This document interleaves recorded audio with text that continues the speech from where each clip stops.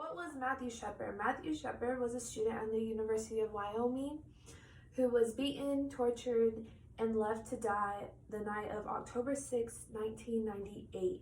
This was a murder that changed America.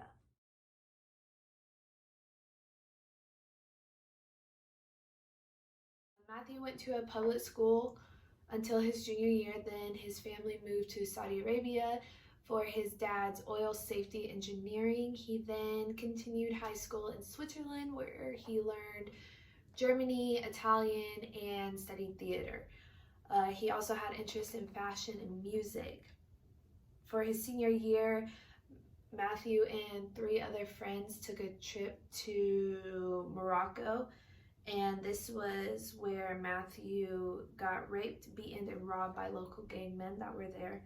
The police couldn't find the attackers. After the assault, Matthew went through therapeutic treatments. The treatments didn't really help. He was still depressed. He had a lot of anxiety, and he had suicidal thoughts. Coming up to college, Matthew finally came out to his parents, though his parents already knew that he was gay. He went to a small liberal arts school in North Carolina to pursue his theater career. Then he moved back to attend a community college at Casper College. This is where he met his best friend. They then moved to Denver, Colorado, and Matthew had a part-time job until he knew he wanted to help people.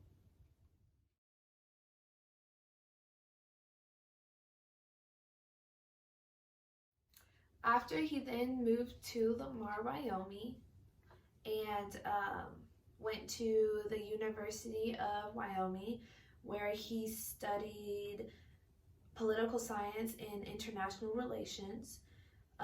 He was very active in the school. He then joined the LGBT Students Alliance, and he also he wanted to pursue a foreign service career. Are Aaron McKinley and Russell Henderson. These 2 men were Lamar locals. They were around 21. They were in and out of jobs, lower class, into drugs, and they were the cause of Matthew's murder. So doing my research on this case, I came across a documentary of Matthew Shepard, and in this documentary it had Russell Henderson and Adam McKinney talking to the police, telling the story about how this murder started. Tuesday night, October 6, 1998, Russell and Aaron both went to a bar after work to get a couple of drinks. They also went there to sell sell Aaron's gun that he got from a drug exchange. They then saw Matthew, which Matthew was coming back from a meeting with his LGBT club, and they saw him as an easy target. So as McKinney's telling the story, he tells the police that they both, him and Russell, both go up to Matthew and speak in feminine-like voices to make it sound like they're gay. Later on through the night, they all get up and get in McKinley and Russell's car. This is where they start driving. McKinney then told police that when they were driving, McKinley said to Matthew, "We're not fags, you've just been jacked," and hit him upside the head with his gun. Then after that, Matthew gave him his wallet. McKinney then began to tell the police that Matthew tried touching him right after this, which made him mad. But then Russell Henderson told the police that he did not see Matthew touch McKinney at all in any sexual way. This is then where McKinney tells Russell, the one that's driving, to go down a dirt road, and they did. This is where they hit the fence where they tied Matthew up, and McKinney began to beat him in the face with his pistol. They kept beating him until he was bleeding severely, and finally, when they were done, they left him there, and Matthew was barely even holding on by a breath.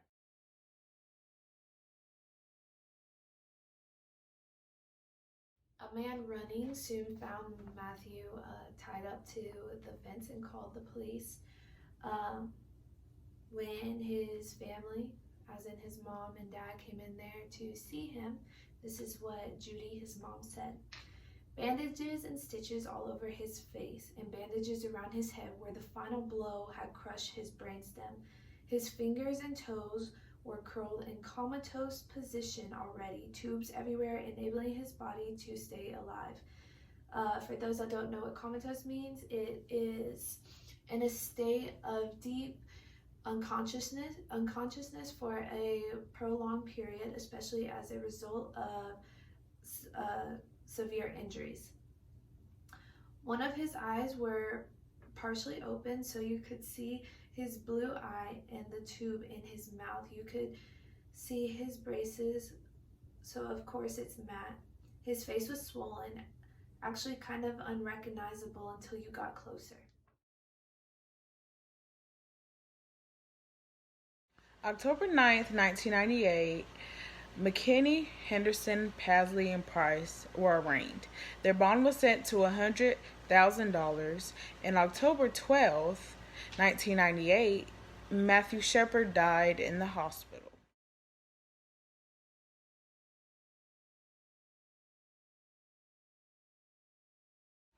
April 6, 1999 was Henderson's trial, and that was the first trial after the Matthew MShepard murder.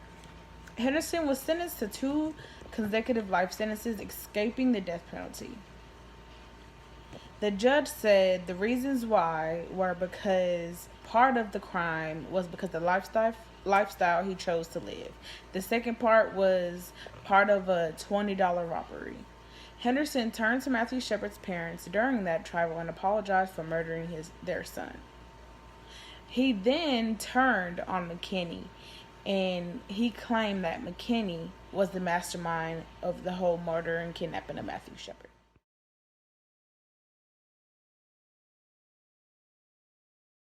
Lawyers closely observed and speculated that prosecutors dropped the death penalty against Henderson in return for his statement against McKinney in the trial in August. There's no chance for Henderson to be eligible for any parole, especially with being served the 2 consecutive life sentences. Henderson's girlfriend, Pasley, pleaded guilty in December to accessory after the fact to first-degree murder.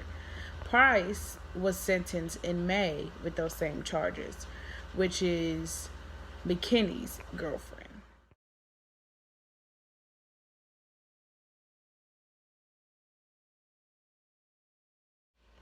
McKinney's trial was held November 4th, 1999. He pleaded guilty to serve 2 life sentences without parole.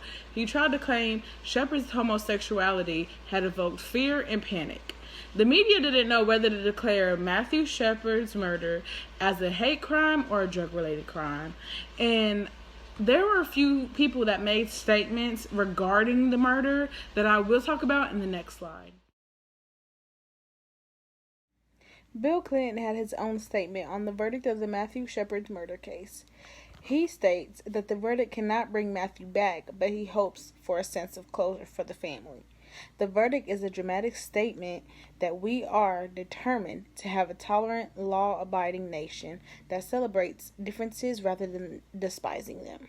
Their crimes impose a particular cost on society by tearing the social fabric.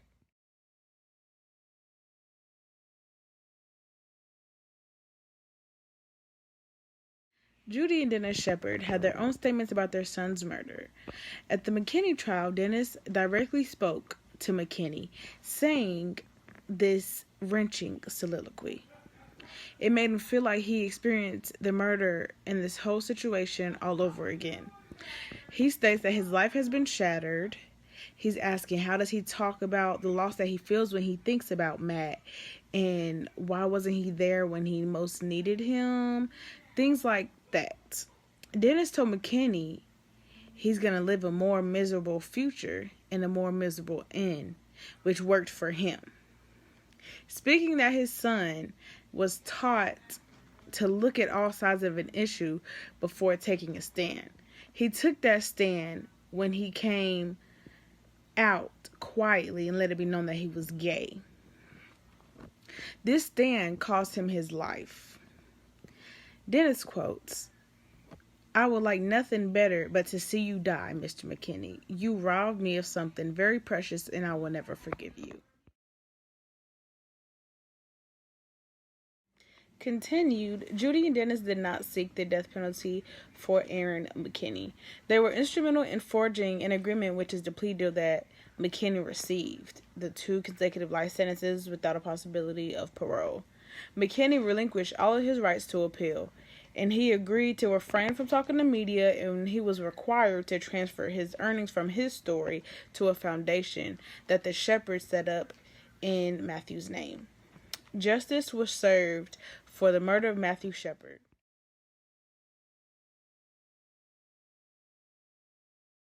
What is a hate crime? A hate crime is a crime, typically one involving race, that is motivated by prejudice on the basis of race, religion, sexual orientation, or other grounds.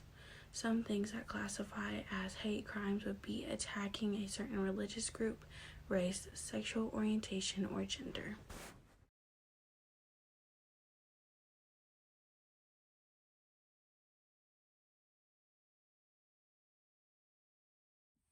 Since the Matthew Shepard murder in 1998, it was a big deal at the time and is still a big deal to this day. In 1990, the Hate Crime Statistics Act was passed.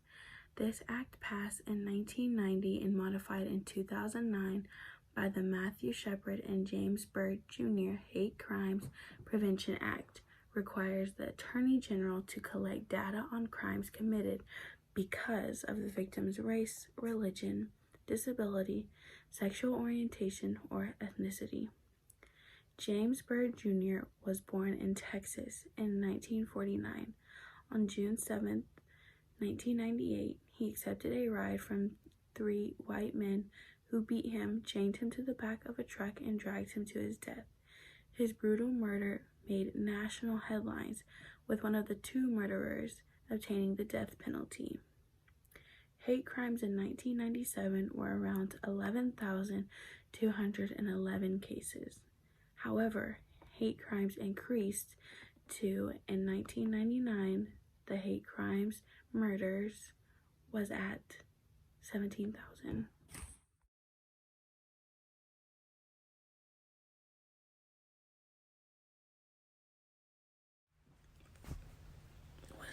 A lot of people have argued, was the murder a hate crime? This murder was a hate crime because it was an example of men attacking a boy because of his sexual orientation, therefore making it a hate crime.